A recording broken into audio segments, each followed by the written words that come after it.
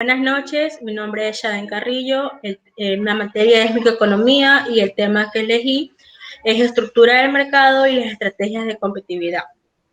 La presente investigación busca profundizar en lo que es la oferta y demanda, sabiendo que la oferta y la demanda tienen un efecto en los costos de producción, pero este efecto es considerado como efecto indirecto. ¿Qué es la oferta?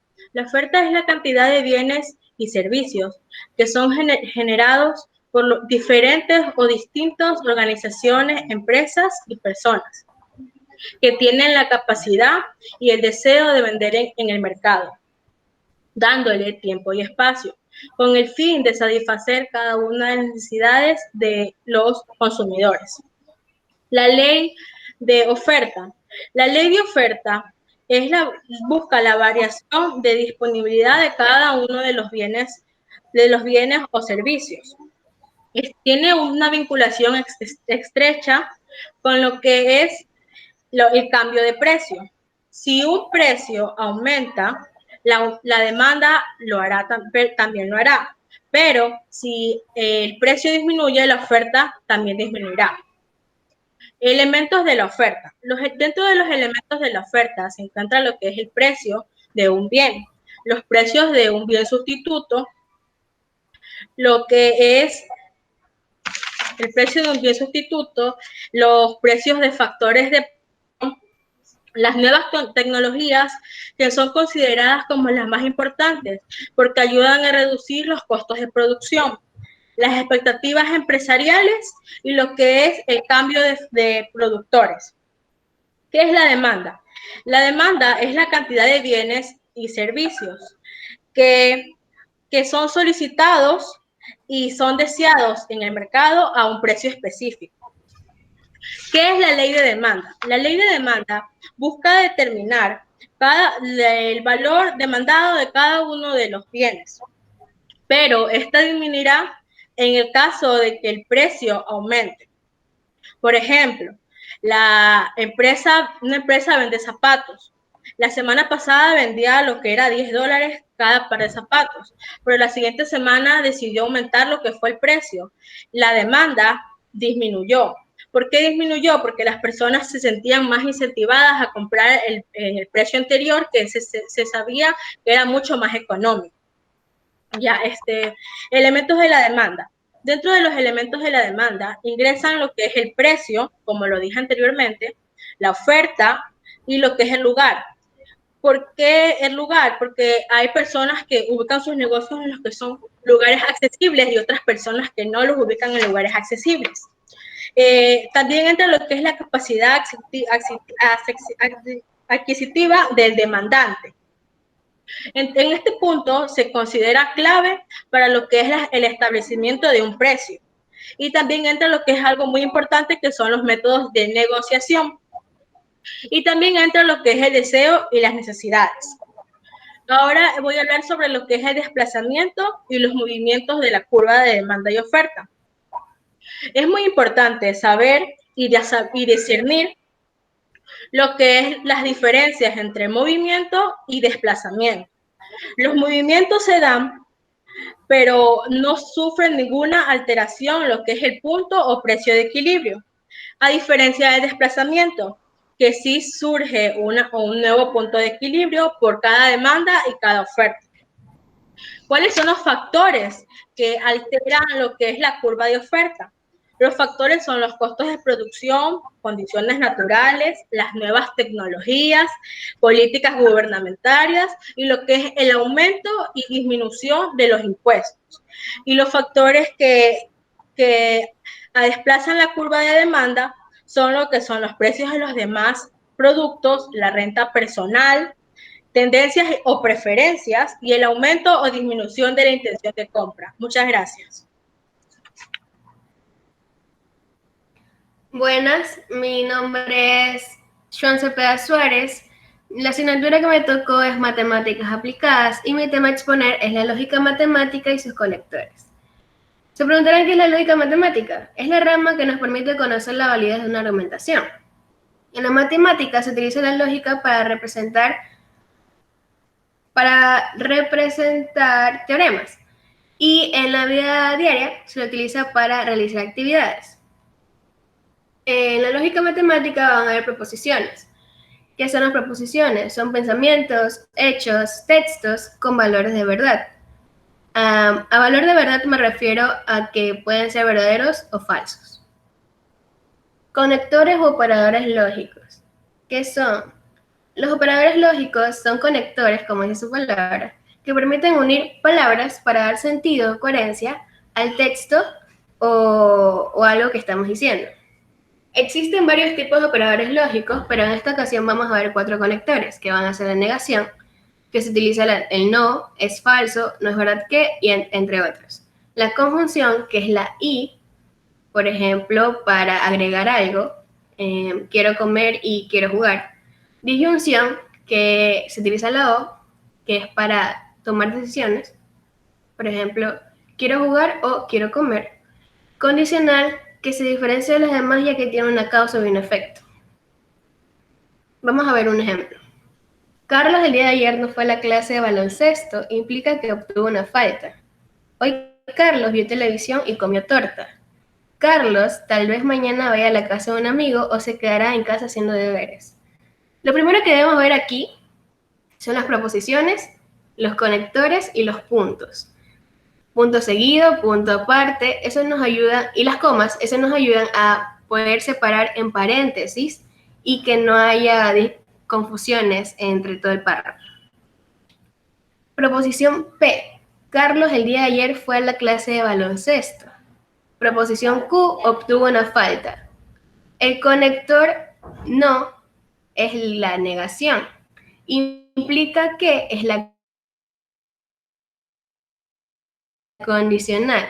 Así que tendremos como traducción lógica negación P, condicional Q. ¿Por qué condicional? Porque lo que está antes del implica que es la causa y lo que está después el efecto. Entre cada paréntesis, porque aquí vemos un punto, entre cada paréntesis va a haber la conjunción, porque esto nos permite unir las frases y así no haya confusión entre cada frase. Ok, aquí hay otro punto, así que dice, hoy Carlos vio televisión y comió torta. Proposición R, hoy Carlos vio televisión. Proposición T, S, comió torta. Y la conjunción, que es el conector, I. Así que queda como R, conjunción S. Entre cada paréntesis va a haber la conjunción, porque nos permite unir. Y la otra es, Carlos tal vez mañana vaya a la casa de un amigo o se quedará en casa haciendo deberes. Así que queda como Carlos tal vez vaya a la casa de un amigo como proposición T, proposición V, se quedará en casa haciendo deberes. Y la disyunción, que es el conector, que es la O. Así que queda como T, disyunción V. Vamos a ver otro ejemplo, pero con algo diferente. Basta que sea falso que coma vegetales y juegue en mi casa. Tendré una felicitación por comer bien y me comprarán más juguetes. Ok, aquí vemos que está la condicional, la negación y la conjunción. Vemos una coma. Lo que está antes de la coma va a haber un paréntesis, ¿ok? Para que no haya la confusión como había antes. Así para no confundir. Ok. Proposición P, coma vegetales. Proposición Q, juega en mi casa. Basta que es la condicional, el conector condicional, sea falso que es el conector negación. Como traducción lógica de esta pequeña frase, tenemos esto. Ustedes se van a preguntar, ¿qué es eso? O sea, ¿por qué? Porque hay un corchete y un paréntesis. Ok. En este caso, sea falso que es un caso especial, porque se tenía que poner afuera del paréntesis para que niegue toda la frase, porque si la ponemos dentro solo estaría negando la P, cosa que no es así. Entonces quedaría abrir corchete, negación, abrir paréntesis, P, que es como vegetales, proposición P como vegetales, la conjunción, que es la I, y proposición Q, que es juega en mi casa. Cierra paréntesis y se cierra corchete. ¿Ok? Listo. La condicional, ¿por qué? porque aquí está, basta que sea falso que como vegetales igual en mi casa. Todo esto es la causa. Y lo que está después de la coma es el efecto. Listo, aquí dice, tendré una felicitación por comer bien y me comprarán más juguetes. Esto, tendré una felicitación por comer bien, es la proposición ere. Y la conjunción, que es el conector y proposición S, me comprarán más juguetes. Así que queda como traducción lógica, ere, conjunción de S. Gracias. Bueno, Nacho va a hablar sobre la realidad socioeconómica, ¿no? El tema es división política y regiones del Ecuador, que es su origen en la época de dominio español proviene de Quito, Ecuador, ya en mayas, llamados gobiernos en esta época. En el periodo de la Gran Colombia dividió algunos cambios. ¿Cuáles fueron los cambios? Se dividieron en 3 departamentos, municipios y cuencas, cada uno de los cuales estaba subdividido en provincias y esta vez en cantones. Empecemos con las provincias. ¿Qué es provincia? Es un término que se utiliza para designar territorio que forma parte de otra entidad geográfica y más grande y superior. Es la división política administrativa de primer nivel en Ecuador, conformada por la unión de uno o más cantones. Actualmente el país cuenta con 24 provincias. Cantones. Vamos con cantones. Es la división administrativa de segundo nivel en Ecuador. La República del Ecuador comprende un total de 221 en estas entidades subnacionales. Los cantones a su vez subdivididos en parroquias, clasifican entre urbanas y rurales.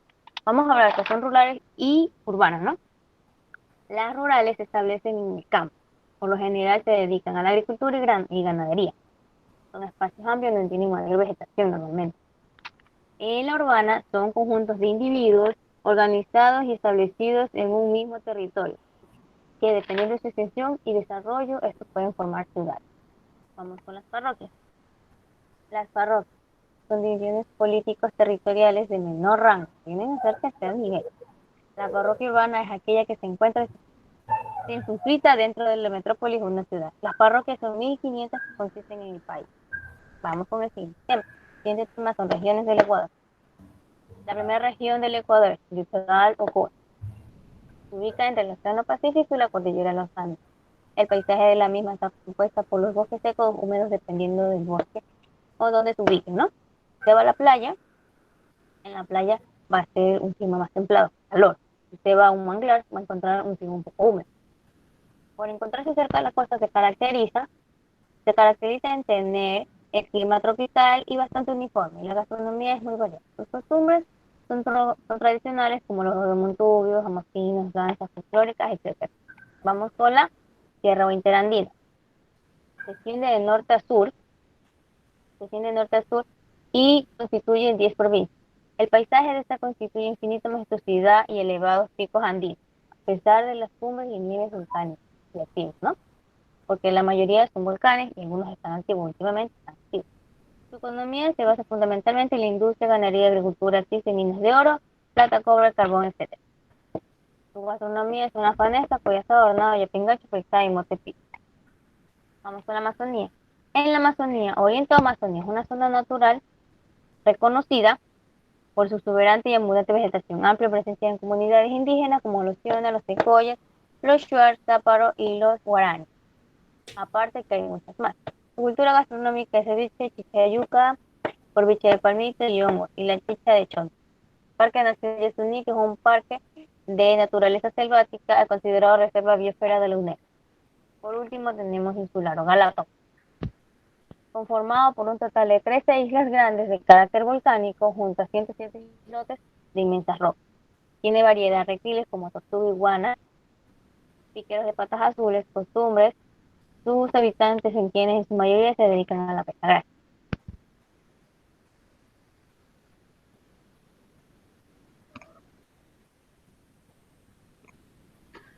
Buenas, mi nombre es Alan Josué Estrada Antigua. Soy el expositor de la materia Comunicación Oral Escrita, integrante del grupo número 4, y hoy les voy a exponer sobre lo que es la comunicación. ¿Qué es la comunicación? La comunicación es el proceso de transmitir e informar por medio de un mensaje entre un emisor y un receptor, ¿Qué más sabemos de la comunicación? La comunicación se deriva del latín, entre comillas, communicatio, que significa compartir y participar en algo o dar una opinión en común. La comunicación da paso a 3 categorías diferentes de sujetos principales. ¿Cuáles son estos sujetos? La persona, que significa lenguaje, los organismos vivos, la biosmética y los aparatos de comunicación habilitados, que se significa la cibernética. Entonces, ¿cuál es el propósito de la comunicación? La comunicación va a denominar lo que es información, va a dar lo que acciones y va a dar lo que es una información clara y precisa. Bueno, entonces hemos hablado de lo que es la comunicación, el propósito y de dónde se deriva. Como vemos en la siguiente diapositiva, vamos a hablar sobre la importancia de la comunicación. La comunicación es importante ya que es aquella que nos va a permitir compartir ideas, expresar, insinuar. Y a través de aquel proceso nos va a dar una experiencia humana y nos va a dar una denominación de potencialidad para cada uno de nosotros. Como vemos aquí en la diapositiva, lo he separado de 3 partes, la cual es expresar, coherencia y notificar. Expresar, ¿por qué? El expresar, ya que lo podemos hacer de una forma de gestos, de signos, para la cual vamos a dar un mensaje. El segundo paso, que es la coherencia, vamos a hablar algo que sea significativo, algo que sea claro. Y en la parte de notificar, algo que nos va a permitir denominar lo que está pasando alrededor de nosotros, nos va a poder dar a entender y redactar el suceso que está pasando en vivo. Entonces, una parte muy importante que quiero redactar de lo que es la importancia de la comunicación es aquella que también nos va a enseñar y a aprender, porque a través de la comunicación nos da una herramienta muy importante, la cual es invadir al conocimiento. ¿Cómo es esto? De manera de que, por ejemplo, el autor es aquel que da sus expectativas para que el lector lo lea. O, por ejemplo, también las clases, el profesor al alumno. Y también tenemos como último ejemplo, supongamos, entre las redes sociales, los mensajes, todo esto es comunicación oral y escrita. Hemos hablado de la comunicación, de la importancia de la comunicación. Le damos paso a lo que es a los elementos de la comunicación. ¿Cuáles son los elementos de la comunicación? ¿Cuáles son y qué son? Los elementos de la comunicación son piezas que se redactan entre sí para dar diferentes significados y a la misma vez en tiempo real. ¿Cuáles son estos? Aquí, como vemos, la primera es emisor. ¿Qué es emisor? El emisor es el que redacta el mensaje. El segundo, receptor. El receptor es el que recibe el mensaje, que viene a ser del emisor. El mensaje es aquella transmisión que hace el emisor hacia el receptor. El código o lenguaje, conjunto de signos, la cual va a redactar el mensaje, a la vez puede ser oral y escrita. El ruido es aquel que va a interferir o una transmisión o interferencia entre el mensaje que se va a ser enviado por medio del emisor. Como vemos aquí en la diapositiva, tenemos un código en la parte de arriba que viene a ser como el emisor va a mandar el mensaje, y en la parte de abajo también tenemos otro código que es como el receptor va a mandar el mensaje. Otro ejemplo de la comunicación clara que quiero dar es un Gmail, un mensaje, una llamada telefónica, una discusión, una carta. Todo eso son claros ejemplos de la comunicación que lo practicamos diariamente en nuestra vida cotidiana. ¿Cuál es así el propósito en sí claro de la comunicación? Es que nosotros podamos comunicarnos, que nosotros podamos realizar acciones, denominar información, podamos expresarnos mejor, y todo eso abarca de lo que es la comunicación. Eso es todo lo que puedo yo abarcar sobre la comunicación, sus elementos y su información. Gracias.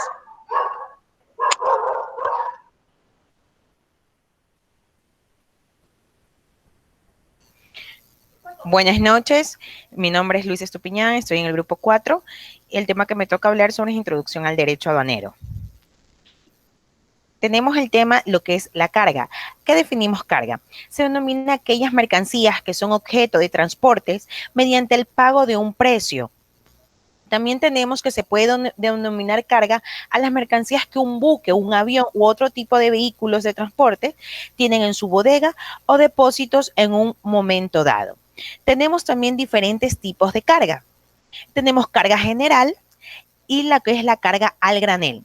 Carga general es aquella que se presenta en un estado sólido o líquido o gaseoso y que estando embalado o sin embalar puede ser tratada como unidad. Los productos que se clasifican como carga general deben cumplir ciertos requisitos y no presentar un riesgo para la salud. La carga general se transporta en embalaje cuya forma, peso, dimensión se ajusta a las características propias de esta. Tenemos lo que es la carga al granel. La carga al granel se clasifica en lo que es sólido, líquido y gaseoso. Tenemos lo que es el granel sólido, es lo que es la transportación de granos, lo que es carbón, mineral de hierro, la madera, el cemento, etcétera. Y lo que es el líquido, realizamos carga más de 1000 galones de gasolina o químicos o lo que son alimentos líquidos como aceite vegetal, aceite de cocina, entre otros. Tenemos lo que es la naturaleza de la carga. La naturaleza de la carga se clasifica en tres. Carga peligrosa. La carga peligrosa es al momento que nosotros enviamos lo que son explosivos, combustibles, oxidantes, venenosas, radiactivas o corrosivas. Dependiendo de su grado de peligrosidad, la ONU, la Organización de las Naciones Unidas, ha clasificado 9 tipos de etiquetas, que son explosivos, gases, líquidos inflamables, sólidos inflamables, sustancias combustibles, sustancias tóxicas, material radioactivo, sustancias corrosivas y sustancias de objetos peligrosos. Tenemos la carga perecedera. La carga perecedera es al momento que vamos a realizar envíos de alimentos o químicos, y tenemos que estar muy atentos a este tipo de carga porque enviamos lácteos, pescados, productos derivados de la pesca, flores frescas, entre otros. Tenemos que tener ciertos medios de preservación. Al momento que enviamos este tipo de cargas, tenemos que tener muy en cuenta el olor que emana de la misma, el gusto, el sabor, etcétera. Tenemos lo que es la carga frágil. La carga frágil es hay que ver el transporte de productos frágiles que requiere un manejo especial. Toda operación debe realizarse con extremo cuidado, incluso el embalaje. Tenemos 3 puntos críticos en el transporte, que son la distribución física de la carga frágil, el cargue y el descargue, el movimiento del vehículo de transporte, el almacenamiento y el bodegaje. Tenemos otros tipos de cargas, como cuáles son automotriz, que es la enfocada a la industria automotriz y proveedores de transporte, maquinarias pesadas, que consiste en un equipo pesado, empleando generalmente por las industrias de construcción, como por ejemplo tenemos a Disensa, al momento de realizar el transporte de las mismas mercaderías de ellos. Refrigerados, que quiere decir cargas que necesitan cierta temperatura durante su transportación, como son los artículos perecederos. Valores, carga cuya característica distinta en su alto valor monetario, tal en este caso que hagamos cargas de joyas, obras de artes, dinero, etcétera. Tenemos la carga consolidada o más conocida como LTL. LTL significa less than trucks. ¿Qué significa esto? Que es menos de llenar un contenedor, menos de una carga. Quiere decir que a veces tenemos cargas que no son totalmente llenas, pero por eso utilizamos este sistema, la consolidado, más conocida como LTL, hacer envíos de medio embarque. Es muy importante esta carga, ya que no es necesario que todos los contenedores estén llenos, sino enviar pequeñas cantidades, aproximadamente 45 kilogramos o 5 toneladas. Las principales ventajas de la carga son más económicos envíos recurrentes, permite tener acceso a nuevos mercados, reduce inventarios de mercancías y permite tener acceso a nuevos mercados al momento de enviar. El costo de envío de LTL se obtiene con base en la distancia, el volumen, el peso, la clase de fletes y los otros servicios. Ahora tenemos lo que es, por último, los beneficios de la carga. Tenemos los beneficios de la carga como son reducción de costos, costos operativos más bajos, menores de costos de capital, flexibilidad y velocidad. Costos operativos más bajos. Si un contenedor no está lleno, la empresa o personas naturales normalmente tienen que pagar el costo de todo el transporte de la carga. Menores costos de capital. Apoyar un proceso de distribución independientemente implica costos significativos de capital. Opciones de transporte. Cuando un remitente se enfoca solo en su propia logística, el rango de opción es limitado, frecuentemente se adopta un medio de transporte de carga única. Reducción de riesgo. Esto implica cuando un contenedor llega a salir del puerto, tenemos que analizar muy bien la logística para que el producto no vaya a llegar en malas condiciones, no vaya a haber robos y no vaya a haber pérdida del mismo. Flexibilidad y velocidad es una estrategia de consolidación proporcionada para los medios para una entrega rápida y oportuna, sin necesidad de esperar a reunir más pedidos de la mercancía. El sistema que nosotros manejamos el día de hoy en nuestro país es el Ecuapaz. El Ecuapaz es el sistema que nos va a ayudar al momento de importar y exportar nuestro producto. Un manifiesto muy importante de la carga es el documento que vayamos a emitir que lo da la SENAE. La SENAE es el Servicio Nacional de Aduanas del Ecuador. Esta institución es una institución pública responsable de impulsar el buen vivir de la sociedad ecuatoriana a través del control eficiente del comercio exterior. ¿Qué quiere decir esto? Que es la exportación, importación y su facilitación, promoviendo un comercio justo entre los comerciantes. Y el Ecuapaz es el proceso de despacho de carga que sigue mantenimiento, regularmente se lo viene realizando. ¿Por qué es muy importante la carga en las ciudades? Ya que no se puede sobrevivir sin un sistema eficiente de transporte de carga urbana. La economía de la ciudad depende de su capacidad para adaptarse al movimiento y entrega de mercancías. La calidad de vida que la mayoría de las ciudades se están esforzando por alcanzar se ve directamente afectada por la congestión y los impactos ambientales de los camiones. Si una ciudad ya no puede darse el lujo de ignorar la carga y la forma que está interactuando en su entorno. Muchas gracias, buenas noches. Buenas noches, mi nombre es Julio González, de la materia informática. Vamos a hablar acerca de los fundamentos del hardware y los periféricos.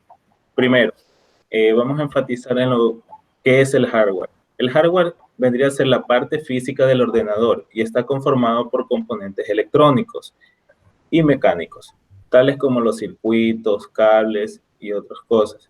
En la actualidad, hardware también hace referencia a partes físicas de equipos de diversas naturalezas, como electrodomésticos, automóviles, teléfonos inteligentes, etc.